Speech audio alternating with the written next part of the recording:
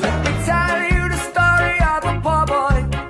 He was sent far away from his home to fight for his king and his country, and also the old folks back home. So they put him in a Highland division, sent him out to a far foreign land. Hello everyone, John Aldridge here with episode 7 of Aldo's Meets podcast in conjunction with the Hotel Anfield. I'm here with my good friends, Peter Schriewersmann, and the one and only Peter Beardsley.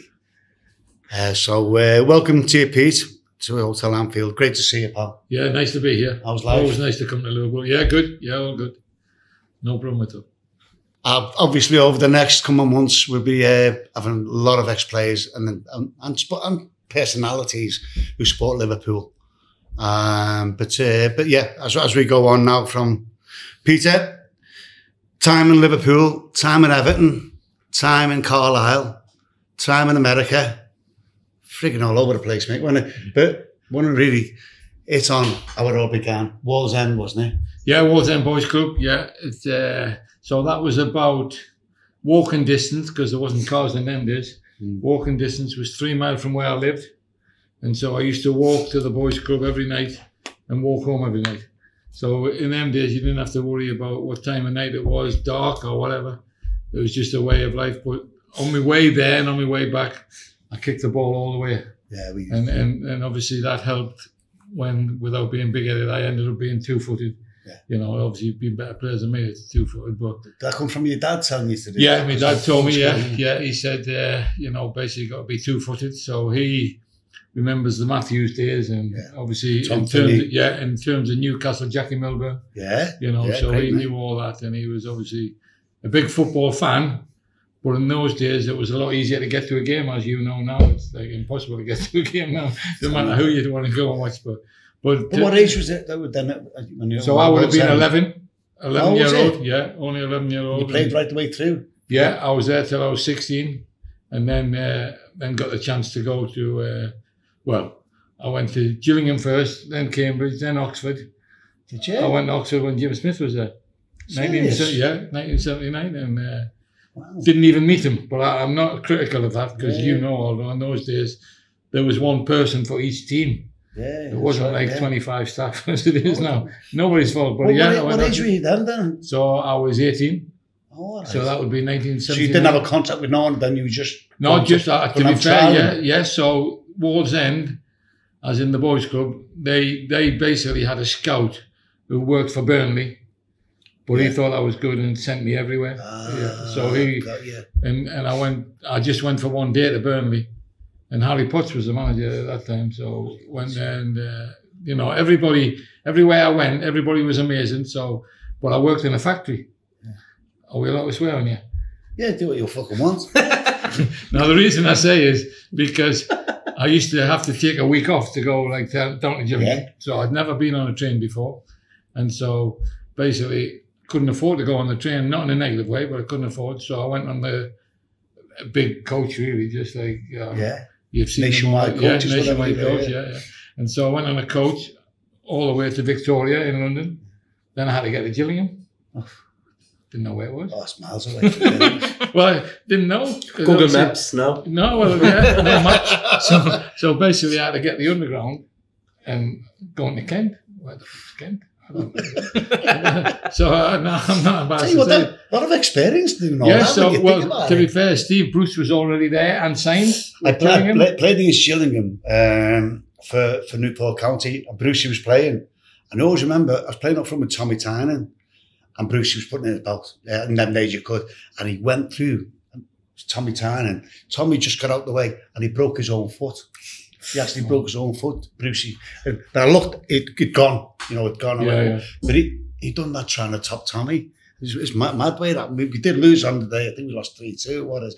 But it's a strange thing. So I was in the lower leagues when you were doing all them type of things. You're just trying to find your way. Yeah. But you didn't play for Gillingham, no? No. So I played in a trial game, and obviously at the time, for whatever reason, I thought I wasn't good enough. But I understand that because, to be fair, as you know, Aldo, when you eventually get a chance, it's one person that's making the decision. Yeah. Now, if you go to an academy, it's like 8, 9, 10 people that are making the decision. So wasn't offended. You know, I enjoyed the week. But when I went back to the factory on the Monday, fucking hell, you must be shit if you can't play for Gillingham. And so I had a lot of that. So I had the same when I went to Oxford, same when I went to Cambridge. And it's just one of them things. But then I got the chance to go Carlisle, was it? Carlisle, just play one game. So obviously they're just an hour from where I was living and born, sort of Newcastle. But Bob Moncur, who had obviously played for Newcastle, last captain to win anything. And to be fair, he'd be devastated when Eddie gets him to win something because his record will go. But to be fair, he was brilliant. And so he was player manager of Carlisle, but was at an age like 36, 37 where he didn't play himself in the team, as in the first team, because he couldn't run, with all due respect. But he used to play in the reserves. I didn't know this until obviously. I can see that. And so he plays in the game that I play in. And so after the game... Was he playing centre-half at the time? Yeah, playing centre-half, yeah. And so he's watched the game from there. We beat them 2-0, managed to score a goal. And then we go to a pub, which is like a mile and a half from there, but a famous pub in the northeast. So the Diamond it's called. And so we go there, and to be fair, Blue Star are putting on a spread for, like, obviously us coming from Carlisle, obviously not me, but the rest of them. And so he asked me what I was getting a week in the factory, and I said I'm getting £20 a week. And he said, we're going to give you a 2-year contract, and we're going to give you £30 a week. And you'll know, Aldo, because money wasn't important. No. What year was that piece? So that was 1979. So he gave me 2 years, and that was the most important thing, the time, because I knew I didn't have to panic. No, absolutely. But you knew, like it's very similar to me in a different sort of way, because I didn't get an apprenticeship. But when you get asked, to sign a contract, you do. My dad's telling me not to sign it because he thinks someone better is going to come in to Newport County. But I'm scared stiff because it's going to be one opportunity. Probably, you're thinking, you've been to all these places and that happened. A little bit of desperation by that time. Is that right? No, without a doubt. You know, like, so as I said, in the 2 years was the massive thing. Forget the money, obviously. No, that's irrelevant. But the 2 years of kicking a ball every day, I knew I did that on my way to work every day, so it was normal. But the fact to go and play at Carlisle, where Bob Moncur was player manager, didn't play himself very often, but they were a great club, and now we're from home, so it was really easy for me. Good attendances there. Really good. To be fair, and within being big-headed now, within 3 games at the start of the season, I was in the first team. Yeah. So on the opening day of the season, Bob Moncur said to me, "I'm going to leave you behind to play in the reserves because we're going to Plymouth," which obviously is a long way anytime, but in those days was like matters compared to what it is now. But anyway, he said, "So I'm going to leave you behind." But he said, "My wife Camille's going to watch you, and she's obviously a good judge." And so we played Wrexham reserves.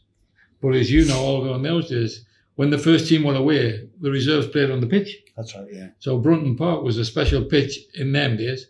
And so they asked me to play, and I played, and I scored a hat-trick. Oh.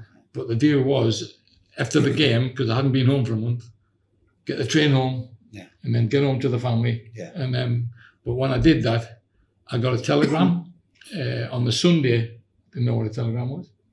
Can't lie. Didn't know what a telegram was. And then the telegram had said, "Report back to Carlisle Station tonight. Bob will pick you up." That's all it said, because apparently in those days, you paid for every word that you wrote. So that's right. Yeah. That's right, you did. Yeah. So it was short and sweet. And so when I got back there, it said on the thing, "Bob will pick you up." So he picked me up, and I was staying with Bob and Camille. He really took me under his wing. And as we're driving back to his house, he said, "Do you know why I brought you back?" I haven't got a clue. And I wasn't being clever or cocky or whatever. He said, "We play Blackburn at home on Tuesday, and you're going to play." He said, "But you've got a massive problem. How are you going to tell your mum and dad?" Didn't have a phone. Okay. So I couldn't ring home. So they never saw the game.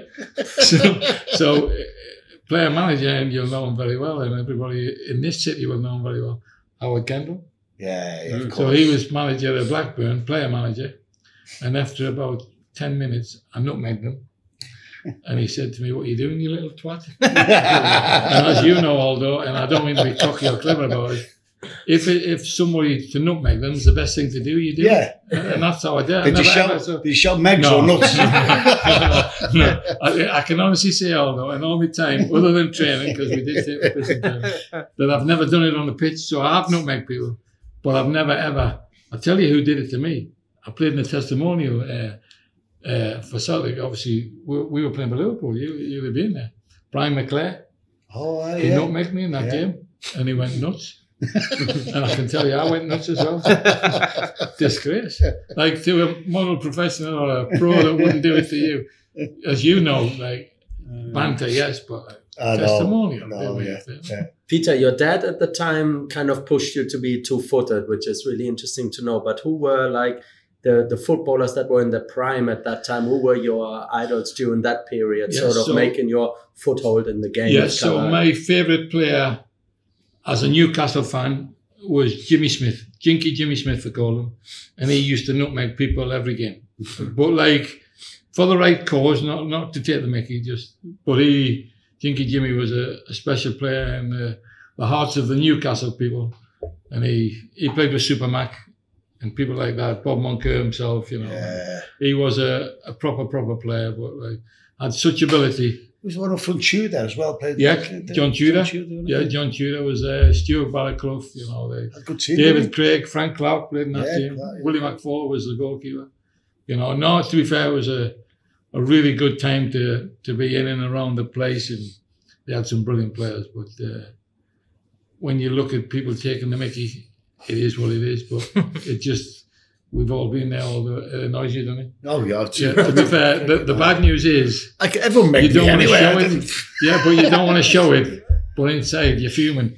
But it's hard to it's hard to hide it. Some defenders in them days, if you said it to them in the game, it's a license. Oh yeah. Well, in them days, wipe you out. Oh, you know, although nowadays the first tackle was free, wasn't it? In any game. So in my experience, like, referees would say, "I've seen it. You've got 85 minutes to get them back." Yeah.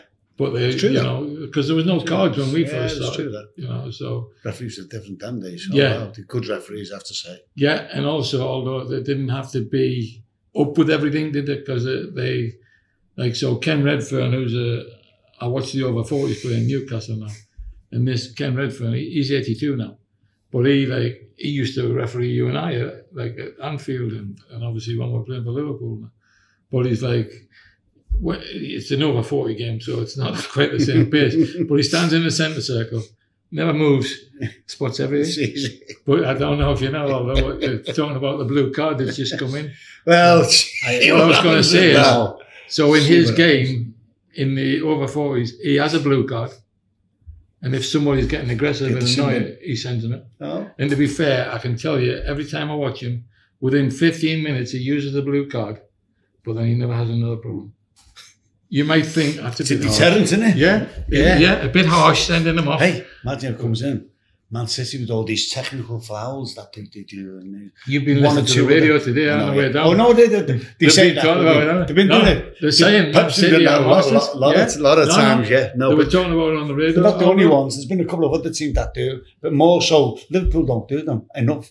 The only one that's done it is young Clarkey. He done a technical foul the other week at Anfield. Just before the end. He must get that from his dad. Brilliant. Do you know what? He came on, he's only on 2 minutes, and it was a great foul. And we all know, we've done them ourselves over the periods. But it is something in the game that, you know, when it happens to you, it pisses you off big time. It really does. But as you've just said, it's a thing that you notice, how clever. You may not agree with it, but it's clever and it's part of the game. Oh, yeah, of course. You'll never change it. So, Peter, how would you end up going from Carlisle to Vancouver?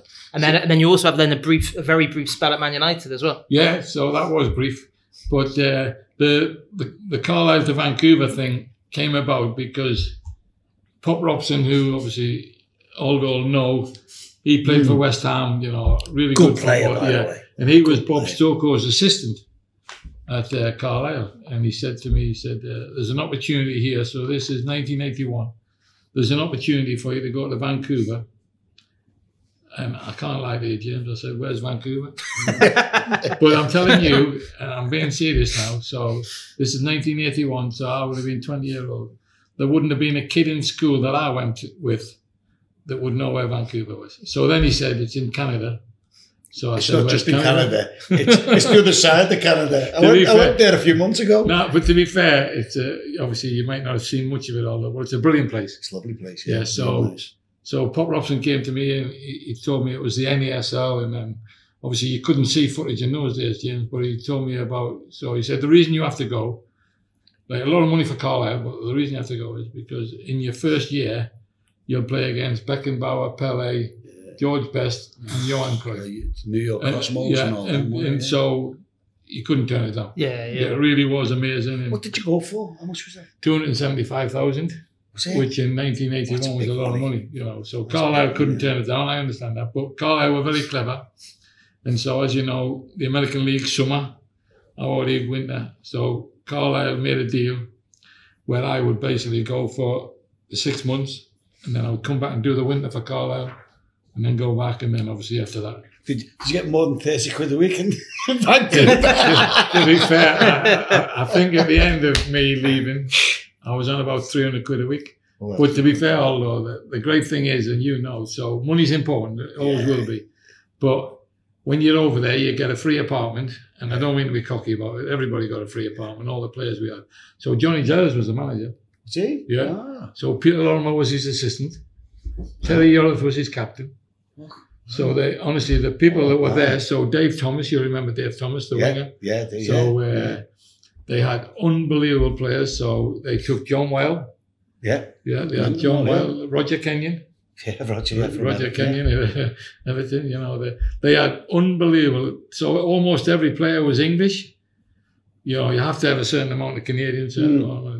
But that's how the sort of Man United thing came about, was you have to have a certain amount of Canadians or Americans. You can have either, obviously. And so we played against George Best and beat San Jose in San Jose, American Independence Day. And he said, what part of Canada are you from, son? So I'm from Newcastle. He said, in England. I said, yeah. He said, I'm going to get you to Man United. And so he used to come and visit me in Newcastle. So he used to, when the season finished, he used to come and visit me, and it was unbelievable. And he got me the 6 months at Man U, but unfortunately, and I don't mean this in a negative way, and Aldo will understand, Norman Whiteside was there, child superstar, and I really mean that. So he was 17, just been to the World Cup with Billy Bingham in '82. Unbelievable. He was the youngest player to score in that World Cup. In the World Cup, wasn't it? And so Frank Stapleton was there, Jimmy Greenough. On one wing it was Steve Coppell, on the other it was Gordon Hill. Yeah. So the midfield was Brian Robson, Ray Wilkins, Arnold Murin, and the back four was like John Gidman, Martin Buchan, Gordon McQueen, and Arthur Alberston. It was like an unbelievable team. Gary Bailey was a goalie. And so the 6 months was amazing. So ultimately I wasn't good enough. So I played in the reserves with Mark Hughes. And so great time. Loved every minute. It was a off season for me anyway, in the sense of I've been to Carlisle, and so I just wanted to keep playing. So for 3 years I played non-stop. Right. But I'm not complaining, because I loved every minute of it. But to go there, and then Big Ron just said, we're not going to keep you. So the deal I had was Vancouver got the money or the fee and made the interest on the 6 months, and then give back whatever. The same fee, but obviously they made the interest. So it worked out brilliant. And then... So you went for 150 grand then, wasn't it? You know, so the next one, so that I went there for 250 to Man U, but then the next year, when I go back to Newcastle, that's when I go for 150. Yeah. And that must have been special for you, right? To go to Newcastle. So in them days, there was no mobile phones in England, but there was mobile phones in Canada and America. Them big brick things. Yeah, that's exactly what it was. All I've just checked. I wasn't alive then, so I can't tell you if there were mobile phones in Germany or not. But no, not to be fair, I'd be shocked if there were. So so as you say, although a brick, but we all had club cars, every one of us. Yeah. And so we used to go away for 10 days at a time, play 3 games, 10 days at home, 10 days away, 10 days at home. But when we used to come back, we used to go around the shopping malls and whatever, with the wives and the girlfriends. So, and some obviously had children. So basically, on my brick, my phone starts ringing. So I only think it can be one of the players, because we all had the badge on the doors, so we all knew we were in the shopping centre. So I thought it was one of the players, and so he said it's Arthur Cox. So I had never heard Arthur Cox speak. Really hadn't heard him speak, so I didn't know what he sounded like, Yorkshire, Mancunian, whatever. Never heard him speak. So anyway, I told him F off. Because I thought it was one of the lads. I thought it was one of the lads basically in the car park. Had seen my car. Let's have a bit of fun. So anyway, didn't think anything about it. So I still thought it was one of the lads taking the mickey. And then I thought, maybe not. And then the phone rang again, and Arthur Cox went, "Don't hang up. Don't hang up." And so I said, he said, obviously you're going to leave. We guess you're going to leave Vancouver in the summer, and we're going to buy you. And obviously nobody had ever told me, so there was no tapping up in them days. Didn't have a clue. And he said, the chance for you to come back to Newcastle. So having got £300, my wage went up to £400. And so Arthur Cox said to me, "How much do you get a week?" And I said, £400. And he said, "We'll give you £300. And I said to him, "No, I said £400. He said, "Oh, I heard you." He said, "But to play alongside Kevin Keegan, that's got to be worth £100 a week." and so to be fair, easy, and I really mean it, because I've just spoken to him. I've been talking to him for half an hour on the way down. Still speak to him every week. He's amazing. He's 84 now. Yeah. Still sounds the same. Still sounds scary when you talk to him. Yeah, old school. Yeah, proper. absolutely. He had a great name, Leonard Shirst and Jimmy Goodfellow. They all worked up that area with him, but he had a great name within football. What a gentleman he was when he was here at the hotel as well, making the time for the people. And Kevin. Kevin, KK loves him. Yeah. They're like brothers. They're like, hard to say, but like, Arthur was the reason that Kevin went to Newcastle in '82, a year before me. And to be fair, the friendship is like incredible. What was it like playing with Kevin Keegan that season? Obviously, you got them promoted back up to the first division. To be fair, James, it was like, Arthur was like one of them, like, so come back, you're going to play alongside Kevin Keegan. But we had Chris Waddle, we had Terry Mack, and Terry Mack, as in Terry McDermott, was a superstar. Oh, what a player. So, he was an unbelievable player. But he really was unbelievable. Great gentleman as well. Yeah, really funny.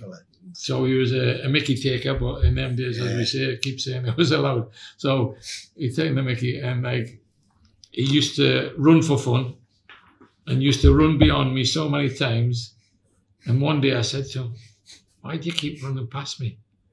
He said, "Well, I don't know, Pedro." He said, "But one of these days you might pass me the ball." and so then obviously he scored a few more goals near the end of the season, because I understood what he was doing. Hey, did he ever score some? The goals he scored for Liverpool, I watched him play all through my teenage. What a great play! But some of the goals he scored are just unbelievable, incredible. Nearly you watch a montage of his goals. Honestly, it's just so good. It's ridiculous, isn't it? Yeah, and scored in European Cup finals. Unbelievable. He obviously still lives in Newcastle. Suffering a bit at the moment, but we see him every week here. Yeah, which is brilliant. Every game, which is brilliant. And to be fair, he was a superstar of a player. Him and KK, as good as Arthur was, they almost ran the show, but not being busy or whatever. They didn't frighten me and Chris Waddle and Kenny Warren and Glenn Roeder played for us then, and Jeff Clark. And, we had a good team, but without them, we wouldn't have got promotion. With them too, we got promotion. And unfortunately, when we got promotion, everything changed. We ended up with your mate, Big Jack, who was a brilliant person. And I really mean a brilliant person. But his style of football, as you know, although you didn't know then, but you know now how I played. You've gone from obviously getting a ball down and playing. Yeah, absolutely. Jack, I know how Jack tactics are, but and it was like route one. Press, like Jürgen press. We've spoken about it before, the way Jürgen presses and all that. Hard work on the Jack. One player lets you down, it goes through the team and you struggle. But I can see where you're coming from, Pete. So you'll probably bypassed many times. Yeah, so... Who was up front with you then? Was still Kevin? No, he'd gone. Him and Terry had gone. So Kevin retired, and Terry went to Cyprus. Oh, that's Yeah, right. yeah. So I take it with Jack, he would have gone and got a big centre forward. 2. Who were they? Tony Cunningham. Oh, yeah. Good Big lad. Tony, yeah. Lovely lad. Really nice lad. Yeah. But technically Mick not Arthur. amazing. Was Mick No, Arthur? Mick had been there with Arthur before I That's arrived. right, yeah. George Riley. Oh, Big George, did he Big go? George. I remember now. So- Now, George Riley played for Watford. He was 7'6". He was the biggest footballer. And that's what I was just asking you, Jack. Yeah. Because you just get the ball to the fullbacks, play it in, let them, go for the balls with the centre and pick up the pieces and get the second ball type of thing, wouldn't it? No, well, you wouldn't have played many games with them, Aldo, and I don't mean to be cheeky, but John Anderson was a right back. Ando played with Ando. Yeah, I knew you would have played with him, but I wasn't sure how many games. But Yeah. he used to, so the first day we started training, Jack, who was an amazing person, like he's off the field, Aldo, and you'll know better than me, if you're not talking football, one of the nicest, funniest people I've ever met, and I really mean genuinely nice. Brilliant. Like, but so anyway, so obviously Ando. So Jack, first day training, he gets Ando on the right corner of the halfway line, just in the little box there, so in his own half, and he said, "I want you to boot that ball alongside the 18-yard line, the one going towards the goal, and the corner flag. So when you hit it on our pitch, as soon as it goes up, comes down, it'll die because the pitch is rubbish." And so he said, "That's what I want you to do. So when it lands, we'll be onto it." And and obviously then we had Big George and Tony, and to be fair, he just kept launching the ball. But so Ando couldn't get it right. And I don't mean this horribly, because Ando is a good man. He's still doing Newcastle games for the radio. Yeah. Good man. So Jack said, "Yeah, hang on." So Jack's in his suit. He's actually got his suit on. And so he says, "Yeah, I'll show you." So he takes his jacket off, gives it to one of us to hold, and then he takes his right foot, takes his shoe off his right foot. And so now he's got a sock on and a shoe. And he went, "This is what I mean." And so he runs and he launches this ball. And honestly, you couldn't have put it there with your hand any better. He just landed it. And then obviously we're now hemming them in, as it were. But to be fair to him, he was amazing. I really mean amazing. So in our first 3 games, Aldo, so Arthur's gone, Kevin's gone, Terry's gone. Our first 3 games, so we win our first 2. We won away at Leicester on the opening day of the season. Guy Lineker was playing for Leicester. And then our 3rd game, we've won 2. We're playing Aston Villa. And we are the only 2 teams in the league at the time that had both won the first games. Yeah. So Colin Gibson, if you remember Colin Gibson, the left back for Aston Villa? Yeah. He said, "Lads, any chance we can have a draw?" He said, "Our bonus is kicking today. And if we're top of the league, we'll get double bonus." We beat them 3-0. You can't do that sort of thing. That would have been illegal. So did Jack sell you to Liverpool? No. So Willie McFall. Okay. So Jack left. Oh, right. So he mustn't have been there long then. No, 2 years. Yeah. Maximum 2 years. And to be fair to him, as I said, Aldo, and I wasn't being horrible, like away from the grass, as in the training, so you have a lot of time on the coach, travelling and all them and them days. He was just banter all the time. Yeah, you know, because there was no TVs on your bus. So you needed a bit of fun. Card school as well. Yeah, and he'd come down with his cigar on and all that, you know. And like, the driver's fuming because the bus stinks. But that's how he is, and that's how he was, you know. He didn't get lucky with Jack, by the way. No, to be fair. So we got knocked out of the cup, although I couldn't tell you the year, but in the 3rd round. And so he took us all to Benidorm. Okay. He took us all the way to Benidorm. Bonus, isn't it? To be fair, in January at that time, you know, like, and obviously in them days, not many teams went on holidays or breaks or whatever. So anyway, we go to Benidorm, and we get to like, so we don't know, but he's got his mum, and obviously Pat, his wife, he's got them. He took them. He took them. He took them, one of us. But we didn't know this. We didn't know this. They're on the trip, so but we don't know this. So they obviously get on the plane, and so we get to the other end. And what he's done, Aldo, he's split everybody up. So Chris Waddle roomed with Steve Carney, I roomed with Glenn Roder. But we didn't know we were staying in 2 separate hotels because it was a cheap deal. So when we get to the first hotel, he reels off 8 names. You get off, but he knew all their roomed with the other 8. Yeah. So everybody lost their partner. So Steve Carney, one of the lads, he went, I'm not getting off. I'm rooming with Waddler. If he's not getting off, I'm not getting off. And it was like, just like a little standoff. And in the end, Jack said, I don't care what you do. Because obviously you have to make it up. You have to decide. So some of the lads made it so that they went with a normal partner, and then Steve Carney could go with his normal partner. Split it up, Yeah, so. But he wasn't bothered. He wasn't like, who's rooming with who? He didn't care. He got told these are the lists. But to be fair, we went over and we had a brilliant week. We really had a brilliant week. So hardly did any training other than a bit of running on the beach on the morning. Yeah, and to be fair, where we were running, he was just walking alongside us. Go on, keep going. But you weren't drinking, Peter, were you? Is that the case? That you I weren't wasn't drinking drinking at the time? No, I wasn't. I think the rest were. It shows because you actually remember so many things. I think you're going to do very well in our quiz at the end, because you actually remember while other people might not remember as much. To be fair, it just is what it is. And what I mean is, good or bad, and I mean this, Pete, you had a brilliant time. Yeah. It's very rare you came from that. To be fair, you know, when like we obviously it's part of football going on about it loads of times, the drinking culture, and when we went out, especially pre-season, we had the dog day with Liverpool and all that.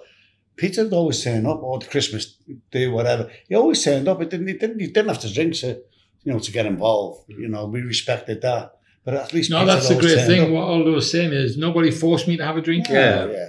They forced me in a nice way. We want you to still be there, sort of thing. Yeah. But it was never like, you must do this, you must do that. Yeah. But while we are talking about that, it's quite a serious topic, really, drinking culture and football and so on. So might as well take us, of course, a little bit. But back then, do you feel like there was the same? Did you feel a bit of peer pressure there? Because, again, drinking culture is still relatively big in football these days. Truth be told, at Hotel Anfield, that's obviously one of the ways we earn money. Yeah. On a match day and friends coming together having a drink. If everybody had a Diet Coke, it wouldn't go so well for Hotel Anfield. I was probably lucky, Pete, in the sense that the roommate I got when I got here, so I didn't pick him, was Barnsley. Mm-hmm. So Barnsley wasn't a pint man, might have a glass of wine, so he wasn't a drinker. Obviously he'd have a glass of wine or whatever. But most of the other lads, even at Newcastle before I left there, it was pints. Yeah. Everybody drank them. So that's why I think that we as a group of Liverpool players were the best. Because everybody drank, but we had really good players.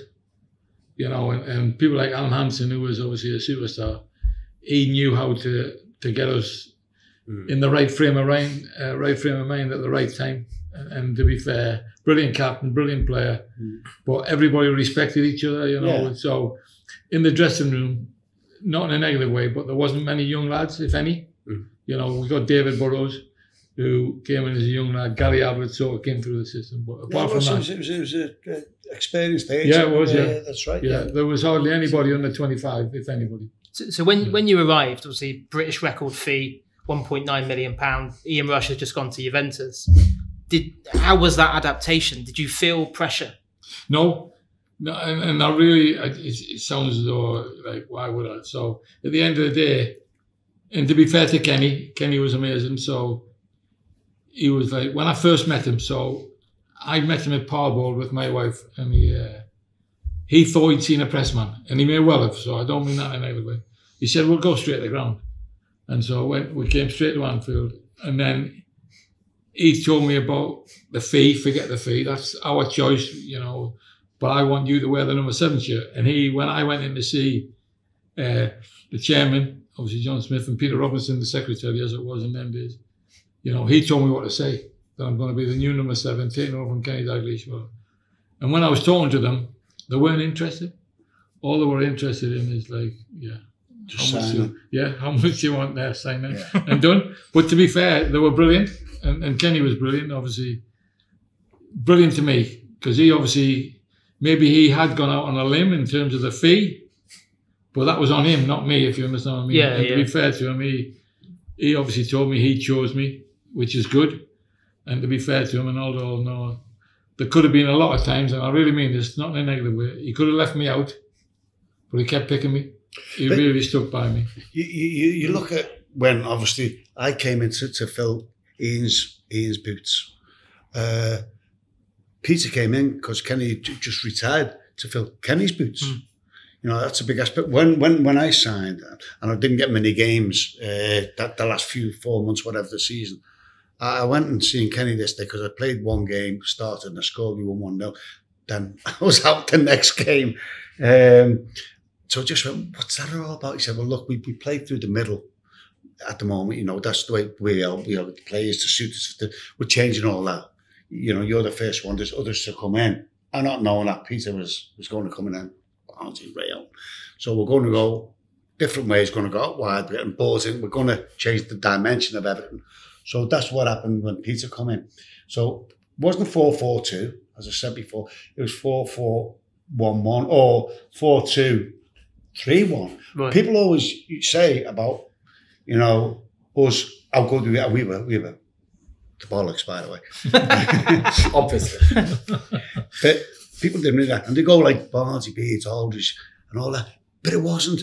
Ray gets missed out because I led the line. I was the one who led the line. Peter, he wasn't up alongside me, Peter. Peter dropped. Liverpool always done that. I think we talked about it before over these with St John and Hunt and Keegan and Toshak and so forth and so forth. That was it. I was there. And then I'm looking at Peter there. Wow. I'm looking at Ray there, me mucking with Oxford and Republic and Barnsley there. That's a triangle in the half, by the way. It really is. I'm not talking big about myself. That soon as we played, probably in pre-season, we beat someone 5-1 in Oslo, not a team. And I knew I went to bed that night. I scored a hat-trick. I thought, you got 1 p.m. thinking, this is going to be some ride, by the way. Because we could have been 10. And then we played Arsenal first game of the season, didn't we? You know, and all of a sudden, this formation is made for each other. It was just, I don't know how you felt when you first came into that formation with the way you were playing. I have to be honest, because obviously Barnsley was one side and then Razor on the other side. So Razor, Aldo probably knew a lot more than me, James, but we went up. So probably after about 6 or 7 games of the season, we went up to Dundee to play in a testimonial. Oh, that's right. Yeah. But Kenny knew that was happening. So Kenny said to me, after we play on the Saturday, because we went up on the Sunday, he said to me, we'll pick you up on the way. Because my in-laws lived at Carlisle. Right. He said, we'll pick you up on the M6. And so picked me up on the M6. And he said, there's somebody at the back of the bus, you might want to go and meet him. It was Ray Howard. Yeah. I didn't know he was coming. So in them days, obviously, you didn't know, like, if you were buying a player, it was very quiet, it was hush-hush. Yeah. People talk about people being tapped up, so it didn't happen with me, but it might have happened with other people. But, like, Ray's on the bus, and then, even though we'd been good really early on, and obviously we went 29 games unbeaten, Ray was just the final piece, because as good as Craig Johnson was, he couldn't slow down, and I don't mean that in a nasty way. Ray had a bit more finesse about him. He was always 100 miles an hour, so Craig was probably a better defender in terms of the game, but when we had the ball, which was Kenny's big concern, Ray could keep a hold of it. And to be fair, even now, we played in Ireland last year, might have been the year before now. Anyway, but last year, Ray Houghton, you can hear him, pass the ball, move the ball, like, don't stop the ball. And like things that we did at Liverpool, so I'm being big-headed now, but we were the best one-touch team in the league, in my opinion. And we knew how to, and then we had Jockey at the back who could bring the ball out for fun. And stick. Yeah, to be fair, Gillespie, and obviously we get nose through. And then we've got Nico on one side, you know, and we have Ballyvenison, we have Abo, you know, we have so many great players in the one, you know, we have is Ronnie Whelan, who was like, wow, I loved Ronnie. I thought he was unbelievable. He's underrated a little bit. He was the sort of took for granted. Yeah, and he was the one-touch king in the midfield. You know, he was next day in Nathan as well, by the way. When you said about getting done before, he was but good at it. But in those, as Aldo was saying, it was allowed. Well, this is right, but it was allowed. Sorry, this is the All Love Meets podcast with me, John Aldridge, Peter Beardsley, James Pearce, and Peter Schriewersmann. 1, 2.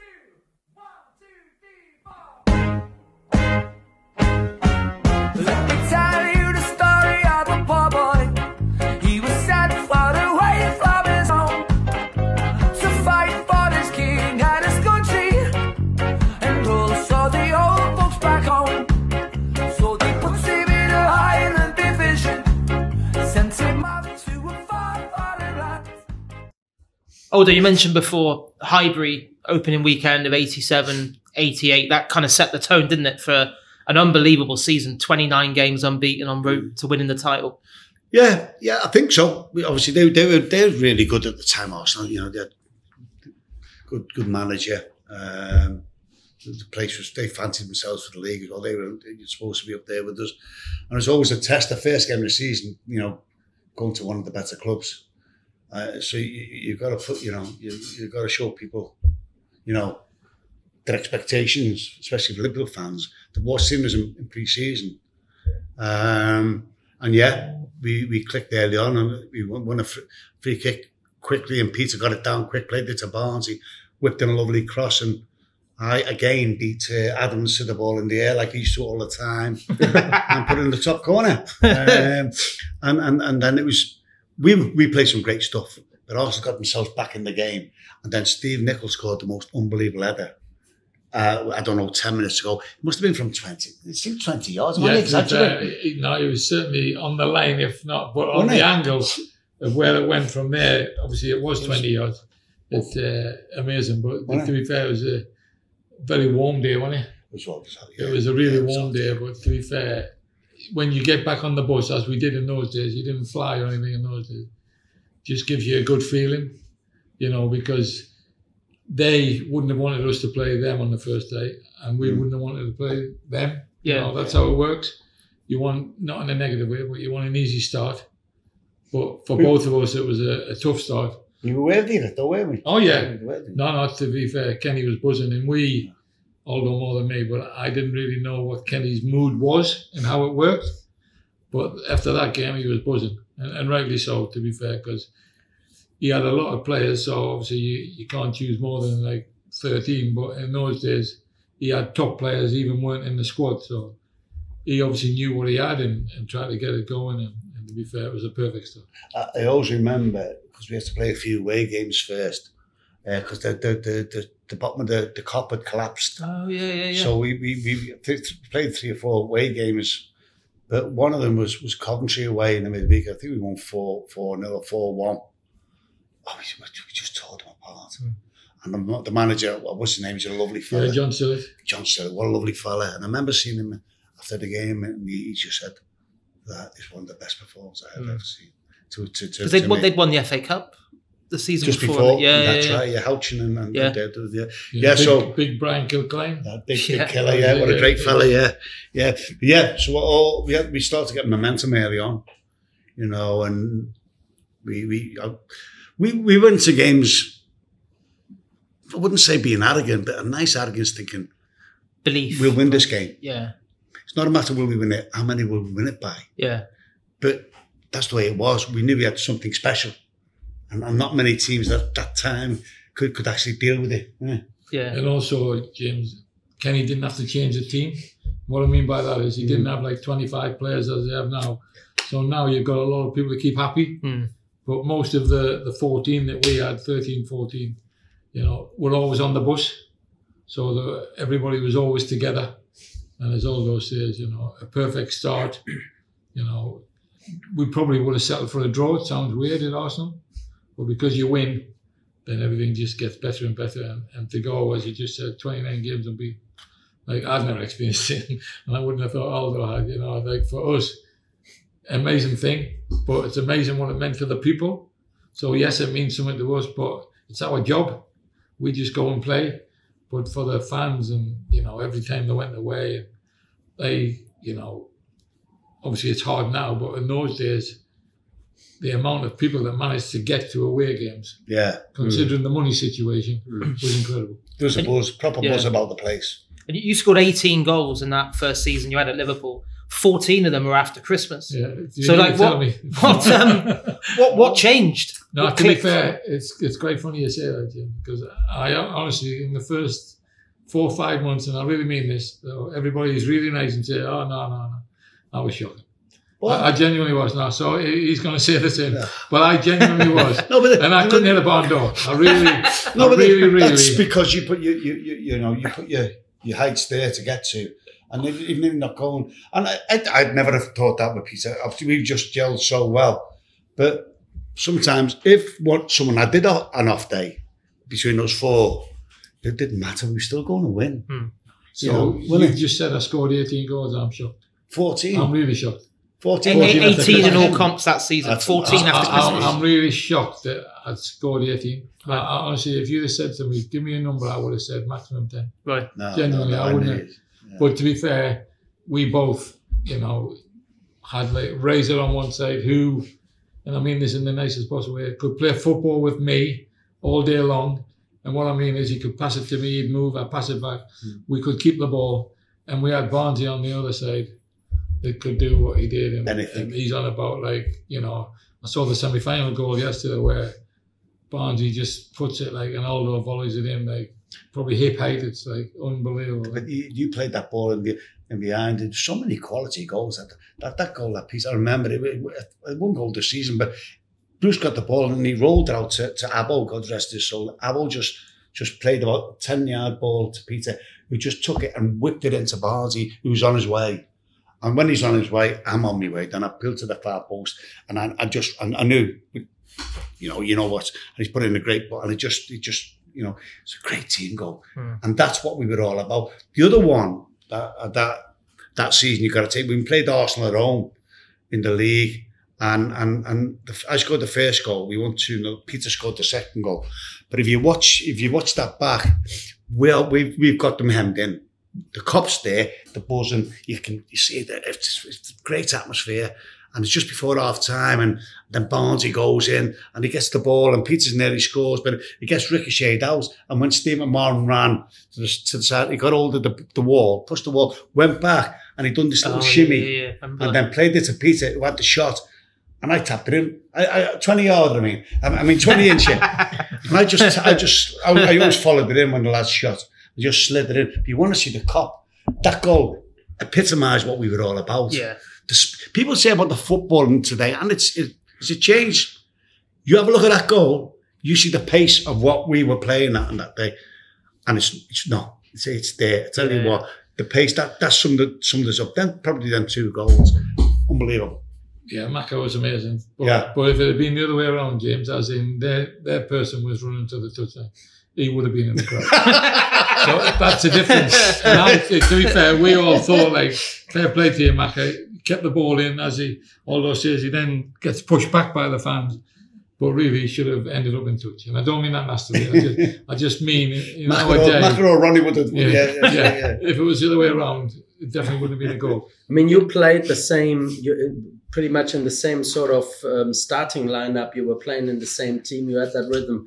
We were discussing on a previous podcast about we were talking about numbers. Remember when we talked about Ian Callaghan's phenomenal amount of appearances for Liverpool? Yeah. And if you break that down over the years, how many games he played per season, it's actually comparable to the amount of games that players play these days. Yeah. But these days it's all that rotation, and it's made out that the intensity is like that much higher. How do you feel the intensity back then kind of compares to what you observe now in terms of... I think, to be fair, also, when you look at the amount of minutes that people play now, so there's not many. So Alan Hansen would have played every game, every minute. But now, like, they'll take Van Dijk off if they're winning and they're comfortable, And so the minutes are probably what I examine more than the games. Because in our day, most of the time, if you started a game, you were going to finish it. Yeah. And that's the great thing. But we had so few players that Kenny couldn't have 8 on the bench or 9 on the bench, So we had 2 on the bench in them days, didn't we? Yeah, we had 2. But also, if you had a little bit of a injury, you get on with it.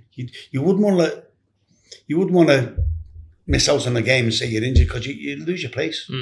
So you would have a little cortisone here or a little cortisone there just to get through it. But we were mentally tough. So we never had anyone was injured. We just used to go. So really what you are saying is that the intensity back then was as high as now, maybe higher? Yeah, to be fair, I think everybody's... Yes, people physically in the modern world can run faster than they used to. But you look at the 100 metres. 20 years ago, the difference in the times to now are like unbelievable. That's just nature, and that's the way the world is, But in our day, basically you played till you dropped. But as Aldo says, even if you were injured, you were the only person that knew. So he didn't say this, I feel a bit stiff today or whatever. You never told anybody. You just got on with it. And then, to be fair, if somebody ended up having an operation, which didn't always happen, but some people do, you know, people then say, he's been injured for a while, but he never said anything. And that's the thing. We didn't have a physio. We didn't have a physio coming to the training ground. We didn't have a physio coming to the training ground.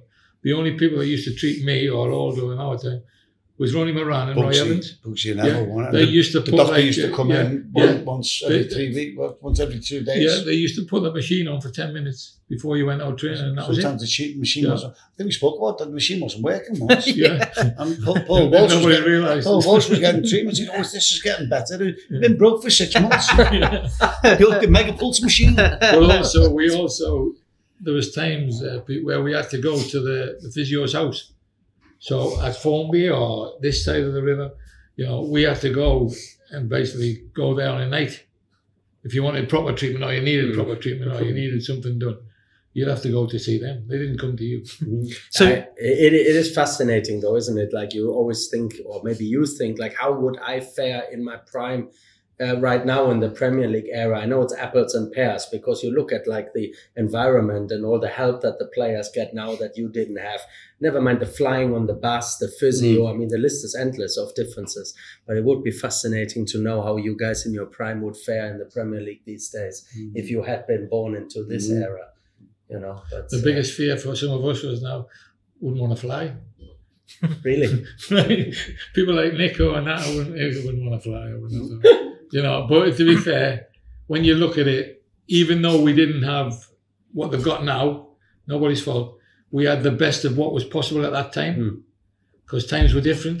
But we had the best of everything, you know, and we got, spoiled, really got spoiled. And everybody does at a professional level.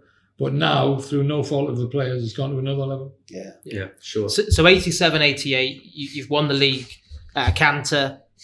FA Cup final, everyone's expecting the double to be celebrated. Can we just bypass this, please? I thought you might say that. Someone missed a penalty, no? I mean, it was, because obviously, you know what it's like. In the aftermath, everyone says Liverpool were guilty of being complacent, underestimated Wimbledon. You know, the Wimbledon players tell stories about, they thought they could just turn up and win. No. I take it, how do you look back on that? No, definitely no, not at all. They were having antics in the tunnel, but we were just laughing about them, you know. We know all the lads, we got on with them, they're good lads, but they were trying their best, and to be fair, they were brilliant on the day. You've got to give them full credit. They played a great game and the tactics were good, and we underperformed a little bit. I always think, I don't know what you think about this, when Peter scored the goal against Tottenham, we won the league 1-0 at Anfield. We went out, celebrated that day and whatever and all that. And then between then and the cup final, which was a few games, a few weeks, we drew with Luton 1-1 and we weren't at it. We weren't. This is only what I'm thinking. No. We weren't what we were doing because complacency might have come in, obviously, and the league's gone anyway. But when we got to the FA Cup day, we'd lost our momentum. Yeah. You can't just then step up. That's my excuse. I thought we weren't at it. We're off it because we weren't pushed till the end of the season to win the league, and that's the excuse that can come out for. And it might be way off it, but that's what I think, because we weren't at what we were good at during most of that season. And then Peter scored a great goal, and Mr. Hill, look, unfortunately enough, he just didn't wait that split second to play the advantage. I got a penalty, which was a really good challenge, to be fair. I just went over his legs and he gives the penalty. And it's the best fucking save I've ever seen in my life. But also, James, I don't know if you've seen it recently, but if you have a look at it, VAR would make him take it again. Oh, he's right. How far he is off the line, He's well gone. And I don't mean that. No, he's right. He wouldn't have saved it any other way. Because to be fair, it's not like it's not in the corner, but he's 7 foot. You know, so he has got an advantage. And with his arms, he's 9 foot. He told me that. He's good. He's a good lad. He's a really good lad. Yeah, he's good lad. He came in Newcastle. That's right, yeah. That penalty got him the move. Anyway, so I spoke to him afterwards. He said, all my penalties, and I'd scored every one. He said, I put most of them right in the top right-hand corner. I did. And that's before I come up with me stutter and me stammer, whatever, on the penalties. He said, I was just going to take a chance, take 2 steps out and just try and block off that side of the goal. And he did. And it was he's way off. But look, credit to him. He worked the head and he made a decent, it wasn't right in the corner, but it was a decent penalty. It was a decent penalty, but he worked the head on and done well. That's his luck, isn't it? As in, that's him scoring a goal in a sense. Yeah. You know, like Aldo scored goals for fun. So gets all the credit for that. But when he makes that save, he wins in the cup, you know, and obviously great for them to win, because obviously when you look at most things, you can break them down and you can say this and you can see that. But most games on the day, the team that works the hardest and does what they normally do deserves to win. So we had no complaints. Nobody, in my memory, nobody was sulking in the dressing room. It was one of them things. Just move on. I was fucking crying in the toilet, that's why. Yeah, so that's why I never saw you in the dressing room. And then, of course, 88, 89 is a season like no other. You have, all the emotion of having to deal with Hillsborough. I mean, for you two, that must have just been incredibly difficult when suddenly you find, 1 minute it's just all about the football. The next minute you're attending funerals, going to hospitals. I mean, you must have thought, how do we even go back to playing football again? It was horrendous. It really was. The biggest game of my career, and I don't know if we've touched on this in any of the podcasts because I'm very forgetful. The semi-finals, the biggest game of my career, because that was the game that we had to win because of the Is that Old Trafford, that one? Yeah. And we won 3-1. Manager had a couple of goals, which helped. But that even bigger than the final. That was the one that we could not lose. And my stomach before that game was in bits. The thought of going out and coming back in that dressing room, knowing you've got beaten for the families, it was horrendous. Absolutely horrendous for me. No, well, obviously being from this part of the world as well, although it affected all of us, but the locals in particular, and obviously we consider Kenny local as in now, and what he went through, for the people of Hillsborough, Aldo will remember, obviously sadly when we got brought in, to be fair to Kenny, he tried to go out and try and not calm people down, but try and help them. Yeah. But Graham Kelly wouldn't let him go. That's right, yeah. And so it was just the biggest man in the whole event of that game should have been allowed to go and talk to the Liverpool fans. Might not have made a difference, we don't know. But it certainly wouldn't have done any harm. Yeah. What was it like being part of that All Merseyside FA Cup final? To be fair, I was lucky in a sense that I ended up playing all the game where Aldo and Rushy swapped, but I was the lucky one, but it didn't work because at the end of the next week, Kenny left me out of the team. He played Aldo and Rushy for the Arsenal game. But it's just, to be fair to Kenny, Rushy needed games because obviously Aldo was the main man at the time. And so Rushy almost needed to be flat out every day. And he was a brilliant, so he's I would say for Aldo as well, the best number 9 at working back ever and getting the ball back. Incredible. Obviously Kenny taught him that. And so he was good, but he basically, in my opinion of watching him, how good he was, he always just shot on sight. He didn't put many things in the corners, he just hit the ball, not in a negative way, but he had this way of just pace on the ball as quick as he could. And when it works really well. But to be fair to him, he was a workaholic and obviously very popular. So I didn't, although obviously seen him before he left to go to Juventus, but I didn't. So I only knew him second time around. But to be fair, brilliant, funny man, really funny man. In the modern game, I'd be perfect. You rest, I rest, Rushy rests. Wouldn't work in them days. Yeah. We want to play 90 minutes every single game. And Peter's the same, and Ian's the same. So it's probably never going to work. And obviously I was the one that paid the price. When we got the door opened and closed on me to go to Spain. But that would have been something Kenny should have relished more than anything. I'd have thought, to have 3 players, the capabilities, we all have different capabilities. We could all play with each other. So people have got their own thoughts on that. But yeah, to play in that team, you know, with Peter in behind, and in the 88, and then, you know, Ray and Barnes, who probably the best player in Europe at the time. Barnes, he must. Oh yeah, you know, it was just superstar. It was like Charlie in the Chocolate Factory, really, for me, because I would get the ball down. I'm just playing along the shoulders of the centre halves and or the right backs. I'm getting the ball down, and then I'm looking at the lads there. I just used to give it them 1 touch, 2 touch maximum. I'm not a dribbler, I can't dribble. Give it to one lad, and they do the damage. The lads that do the damage pieces. I just get in the box, then go to far post and look to what they can feed off me, you know. And they got the golden boot. Without them lads, I would never have got the golden boot. Well, that's the great thing for somebody like me, James, because I wanted to be out of the box and he wants to be in there.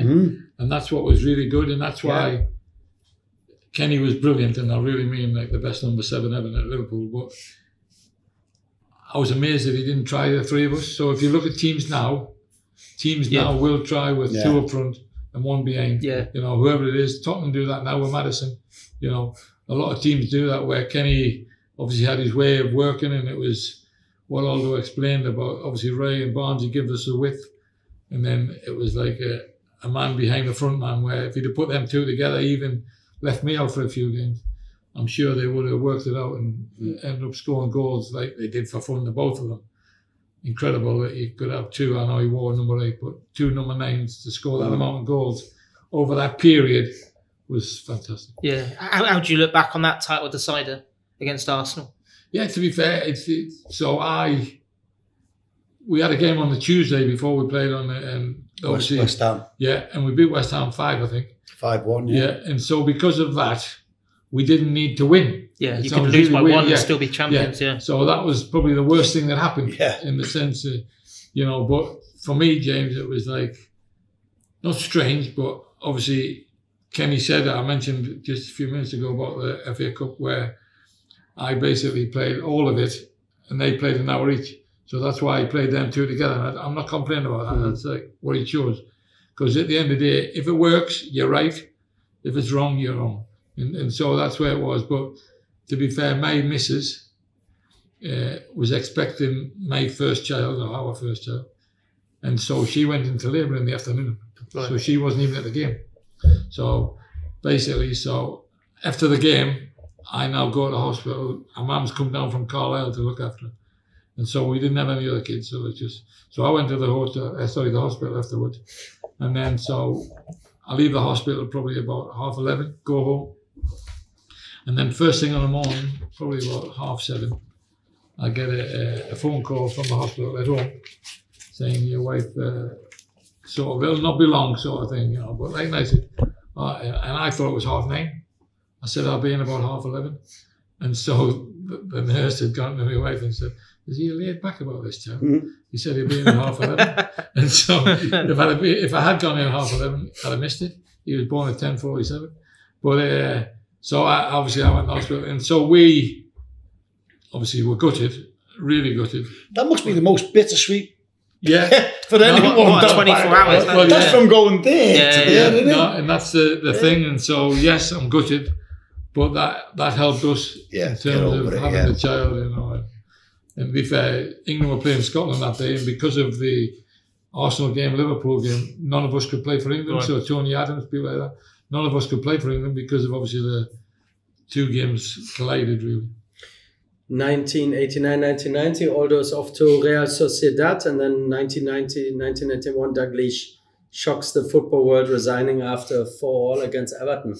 Souness comes in, and then actually shortly after you do something relatively unusual as well, joining Everton, right? So how did it feel with Kenny leaving, Souness coming in, and then your departure to go across the park to the other side? Yeah, so Kenny, obviously we all know, is amazing. And I, in some quarters, not in all quarters, I got the blame for him going, saying it was my fault.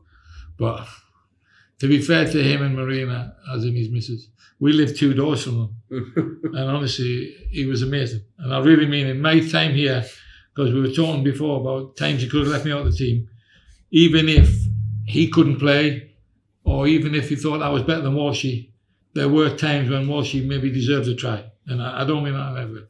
But Kenny was amazing to me. So I never had an issue. But I got the blame for him leaving. Like, well, I don't know why. But anyway, so when Graham Souness came in, and Aldo will remember this. So Graham Souness come in, and so he was talking about different things in the dressing room in the first chat. And basically, it's just one of them things where he was just not bigger than everybody else. He was like a really nice man, but you just knew there was going to be big changes. But you don't think you're going to be one of them. Yeah. So we go to the pre-season. We're in Gothenburg, and we got a game on that night. So we're having lunch as we did, and then you went for an afternoon sleep in our time. You know, so like I don't know if they still do that. I don't mean that in a bad way. What I mean is they might go for a rest, but they might not sleep. But our day, you slept. The captain, Yeah, you had a good 2 hours, maybe 3. Oh, yeah. So anyway, so he said, before you go up, we had our pre-match, we've got a game on the night, going for a sleep. So Barnsley's already gone up, my roommate. And so Graham says, before you go up, wee man, just want to have a chat with you. So he said, I'm going to sell you. I said, really? I said, what for? Well, I think it might be better for both sides. That's right. So, to be fair to him, I said, who's interested? He said, Everton. And I said, you're happy to sell me to Everton? Oh, yeah, I think it'd be for the best. And to be fair, so he said, there's a flight at 3 o'clock.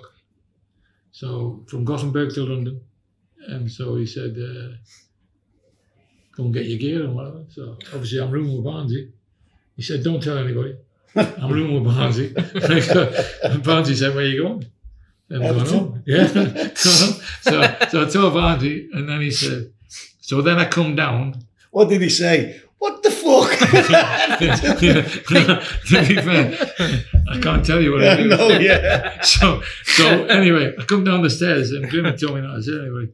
And John Keith, who obviously you'll know very well, Yeah, Aldo John, know yeah. very well, a good man. Yeah.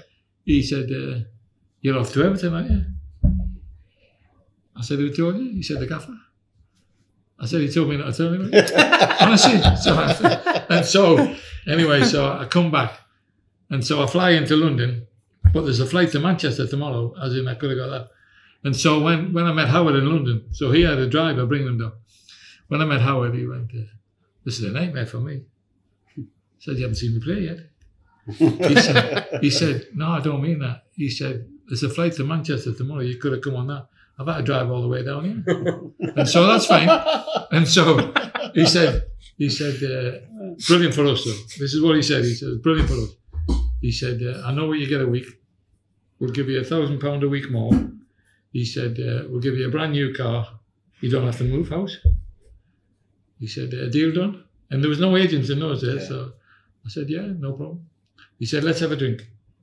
I said, I don't drink. He said, the deal's off. Honestly, he said, well, he was joking. But so he must have had, and this is not a negative because he was amazing. He really was amazing. He must have had certainly one bottle of champagne, maybe half of another. Yeah. And so he said, we're going at 6:30 in the morning. So at 6:30 in the morning, I'm downstairs, and he's downstairs, to be fair to him. But you could imagine having had a drink. He doesn't look great. But I don't know at the time he's the driver. so when we get in the car, bloody hell. I'm sitting in the front and I'm thinking, I should have gone to the back. But to be fair to him, and I really mean this, he was amazing. Like nice from the minute, from leaving, the banter, and he said, I want you to come over to Everton and do what you've done for Liverpool. Meaning, whatever you do it. Like, don't win trophies. He wasn't like that. He just said, I bought you for what I've seen, and I want you to do that. And we don't want to talk about what you achieved for Everton too much. I mean, there's not much that was achieved, but your goal-to-game ratio was actually very, very similar between Liverpool and Everton. The biggest thing I think was the fact that, when you go from Liverpool to Everton, and, there's not been many players, you get the respect, Peter, what you have from both sides of the fence. Even Gary Ablett was very similar. He went roughly the same time. That says everything. Yeah. That says everything. You can go to town and walk with your head up high in town, And everyone, you know, that's what your football did. You know, it didn't matter. The Cop chanted your name, didn't they, when you came back? Yeah, no, to be fair, I have to say it sounds really weird, but one of the best days ever, because they were amazing. They realised I didn't want to go. Yeah. You know, and to be fair, Dean Saunders, who were getting on really well with Aldo, and it was really funny, really. He wasn't a Liverpool number 7 in the true sense of the word, having had Keegan Dagley. He's a striker. You know, he was a goal scorer. Goal scorer, Yeah, and to be fair, I know this not in a negative way, but because of Barnsley, and Aldo will tell you, when you come in as a Liverpool player, you want to know what's happened across the park. Have they won? And that was always not the focus, but always interested in that. And so he was obviously doing the same, to be fair to him. But I know that he was, when we'd won, as in Everton or whatever, as Beardsley scored. And I was quite lucky that in my first season at Everton, I scored more than he scored for Liverpool. So I'm quite happy with that. Yeah. But to be fair, as a person, really good person, just not a Liverpool number 7 in my opinion, but not a bad person, really good person. Well, this is the John Aldridge Aldo Meets podcast with my friends PC, Peter and Peter.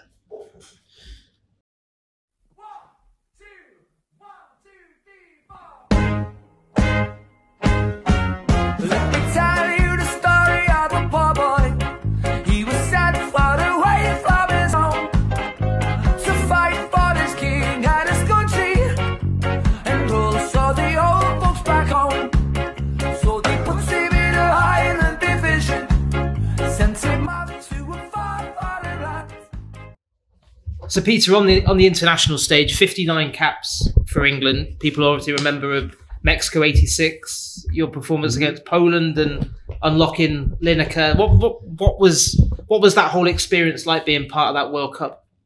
Oh, amazing to be a part of a World Cup, yeah, absolutely. But to be fair, and I mean this nicely, James, everybody talks about me making goals, even for Aldo. Nah, it doesn't happen. And I don't mean that in a negative way, I really don't. So everybody talks about the Poland game. That Poland game changed everybody's lives. Yeah. And the reason, obviously, so Bobby Robson was brilliant. Really, really brilliant. But he said to us, so he had a whiteboard, imagine that's the whiteboard, and he's flicking through what every team can do, this result, this result, this result. But having given us all the scenarios, the best thing he said was, if we lose, we're going home. And he was that calm, and everybody just don't want to go home. And so we end up beating Poland 3-0. Obviously, Gary scores a hat-trick. But I can honestly say I was only involved in one of the goals. And so I passed the ball up the lane to Steve Hodge, who crossed it first time, then Gary scored. But other than that, I can't remember making him a goal. And I'm not negative about it, because I love him. And he was perfect for me, because even if I didn't make any goals for him, everybody thought I did. So it kept me in the team. It's quite weird, because Mark Haley was in the team when I first got the chance.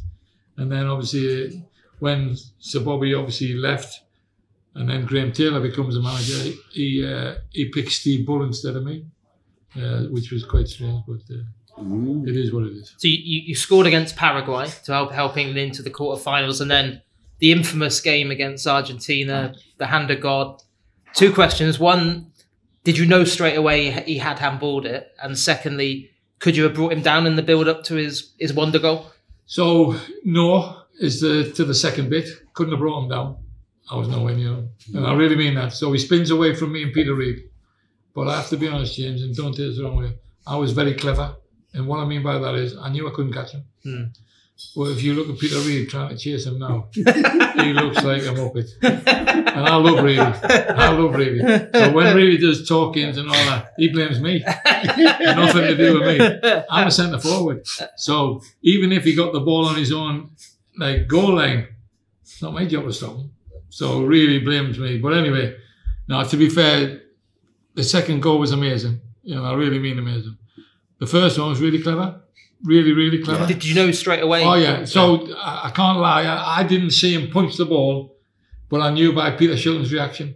Because to be fair to Shilts, he was not a moaner, but he knew when he was right. Yeah. And his reaction. But also, you might not have seen any footage, but I can picture Bobby Robson going up and down knowing it's going to go against us. But to be fair to the people at the time, I genuinely think they just made a mistake. I don't think they knew, excuse me, but it is what it is. But to be fair to him, his second goal was amazing. But we went into so there was a drug test for that game, after the game. And obviously the people had to get drug tested. So they come in and they give you a number. So this was unusual in 86, quite early. So I was one of the ones getting drug tested. There was number 3, Kenny Sansom, Terry Butcher, number 6, and myself, 20. And then for them, it was Jorge Lewis Brown, the goalie, Pompido, the goalie, Jorge Lewis Brown, the number 9, and Maradona. So they are now in our room. And like Terry had been punching the walls and everything next door, and we're thinking, well, going to say something in a minute. But to be fair, it was almost like Maradona wasn't there. And it was just weird that he didn't react and do something about it. It was just... But to be fair to Maradona, I'm being big-headed now, he said I was the best English player, not in the game, but before the World Cup, I was the best English player and the most important to the team at the time. So for somebody like him to say that, and to be fair, he was amazing. So. He'd been better if he gave you his fucking share, wouldn't he? To be fair. How many millions? 7 million or something? Yeah, to be fair. You missed out on that one, mate, to be fair though, although didn't even think of it. And I really mean this now. So never thought, so I never swapped with anybody, James, unless I knew them. So Ray Houghton, Ireland. So Alan Hansen, Scotland, unless I'd played against them or with them, I didn't, so wasn't something. So I never dreamt of it. But Steve Hodge, when he tells his story, fair play, he's clever, isn't he? Oh yeah, fair play to him. No, and to be fair to him, I don't begrudge him it. All I begrudge him is he said that me and Waddle were trying to fight Maradona for it. Okay. So Waddle might have been. I was not. Not whether I'm thick or whatever. Not a chance was I after that shirt. As I've just told you. Never swapped unless I knew them, but to be fair to Maradona, he was a superstar. And to be fair to Hodgie, good luck to him, but never been motivated by money, so it wouldn't bother. If I had got that shirt, I'd still have it now, and I don't mean that in a negative way, Hodgie. How much money do you need? Yeah. And Peter, just before we go into our famous quiz at the end, and we got a feeling you're going to do well in that, in terms of achievements that you are most proud of as a player, one thing that you would pick. What's your proudest moment? So it sounds really stupid, Pete, but it's not as a player. It's when I got my MBE off the Queen. Oh. So I was given a date, but then I was given a date that she couldn't do. Mm-hmm. So I chose to postpone it. You're allowed to do that. And so I was at Newcastle at the time. We were top of the league at the time. And so what you do, I don't know if you know, but so imagine we come in there and you walk along the room to meet the Queen. Looking across through a glass door is your family, so they walk at the same pace, so they can see you. And to be fair to her, she was brilliant. We were top of the league at the time. She said, "You're doing well at the moment, top of the league," and really nice. Nice. And she said, when I finished, she said, "I hope you win the league." And genuinely, she was lovely, really. And that was probably the most special football moment I had. And the reason I say that is because I wouldn't have got that MBE without football. Mm. But she was amazing. She really was amazing. And obviously, Aldo was there. We were lucky enough to meet Lady Di, in the cup final. Yeah. Things that you can't put a price on. Sure. The royal family are amazing now. I hope Prince Charles comes through King Charles now, come through what he's going through, Princess Di was fit. Yeah, to be fair, she was fit. She was very, very attractive. So I wouldn't say. I mean that in a nice way. Sure. I would say definitely attractive. Usually, when you say someone is fit, it's in a nice way. But I imagine the Scouse word fit, but no, she was amazing. But to be fair to her, she obviously done a bit of homework and was talking to us and that, so just a shame that she didn't give us the cup. Right, for our famous quiz, the 6 questions Peter has to face, and to be fair, he should do better than Steve Nicol. To be fair, he didn't have 8 pints, to be fair. I'm going home if I don't. It's 6 questions, Pete, because Liverpool's won the European Cup 6 times, mate. twice more than the nearest one English team, which is, you know. To be fair, I'm glad you. So I'm glad it's you told 6 me questions. that. I would have thought it was 5. So James is the quiz master. So Right. where you go, lad? Number 1. Who did you make your Liverpool debut against? As in Arsenal. As in Arsenal, correct. I wasn't sure. I thought he was going to say the first day of the season or whatever. Number 2. You draw him with Steve Nicol. This is to go ahead of Steve I just need to Nicol get one now. half right. You scored your first goal for Liverpool later that same month, August 87, away to which team? I'm guessing, and I am guessing because I wasn't sure it was that early. Coventry? Correct. 2 out of 2. I've won. Number 3, you and John Barnes, as we talked about earlier, arrived in that summer of 87. Who was signed 2 months into that season? I would say Ray Houghton. Yeah. Correct. You scored 59 goals in total for Liverpool, but against which club did you score the most? I wouldn't have got that. It was 6, if you want a clue. 6. There was a few that you scored 4 against. That's To be fair,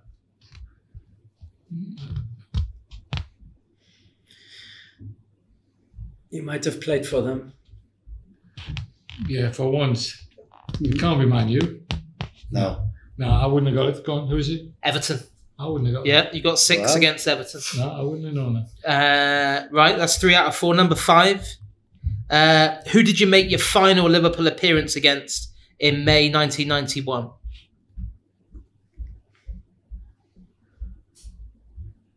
Wouldn't have a clue. Genuinely wouldn't have a clue. No, so to be fair, Last game of the season. did I actually start or did I just... Oh, I don't have that information to hand. Yes, you do, but you're not telling me. That's fine. It was a London-based club, if that helps. London-based. Watford. Tottenham. Oh, I wouldn't have got that. Number 6. You draw him with Steve Nicol. You're lying. You told me you got 2. I've got 3. No, what messing, mate. Right. Which manager said this about you? He's already just about the best player in England.